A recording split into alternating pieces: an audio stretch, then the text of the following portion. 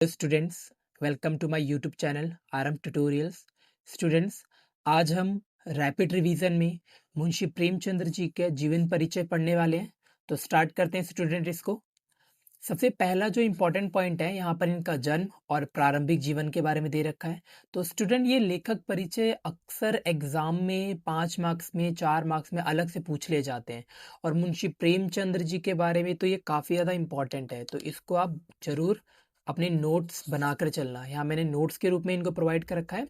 तो जिसमें यहाँ फर्स्ट इनका जन्म बता रहे हैं। इनका जन्म 1880 में लम्ही गांव वाराणसी में हुआ था, जो कि उत्तर प्रदेश में है। वास्तविक नाम इनका धनपत राय है। इनका बचपन काफ़ी अभाव और संघर्षों में बीता है। शिक्षा की अगर हम बात करें तो बीए तक इन्होंने शिक्षा प्राप्त करी है। अब हम नौकरी और असहयोग आंदोलन से इनका क्या जुड़ाव था उसके ऊपर ध्यान देते हैं। तो ये शिक्षा विभाग में इन्होंने नौकरी करी है।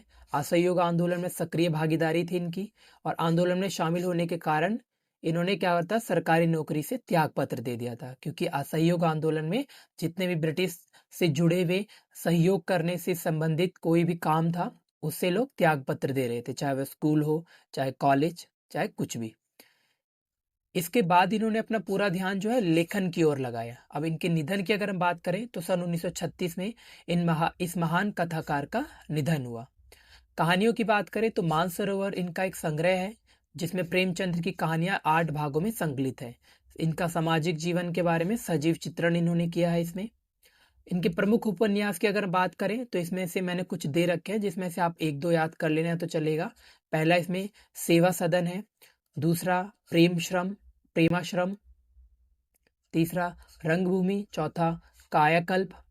उपन्यास के भाग 2 की बात करें तो यहाँ 5वां निर्मला दे रखा है, छठा गबन, 7वां कर्मभूमि और 8वां गोदान। अक्सर ये जरूर पूछ लिया जाता अलग से, जिसमें यहाँ लिखा भी हुआ है उनकी सर्वश्रेष्ठ कृति है ये।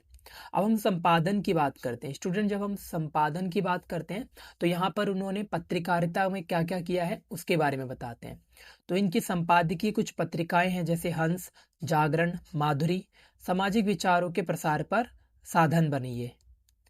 अब लेखक की प्रमुख विशेषताएं अगर हम बात करें, इनके लेखन की प्रमुख विशेषताएं क्या क्या थी, तो सरल और सजीव और मुहावरेदार भाषा है। बड़े विचारों को भी सरल शब्दों में अभिव्यक्त किया है इन्होंने। पत्रों में मानवीय संवेदना है। पशु पक्षियों तक को इन्होंने जीवंत रूप दिया है अपने लेखन में। अब इनकी साहित्यिक दृष्टि की बात करें तो साहित्य को सामाजिक परिवर्तन का माध्यम माना है इन्होंने।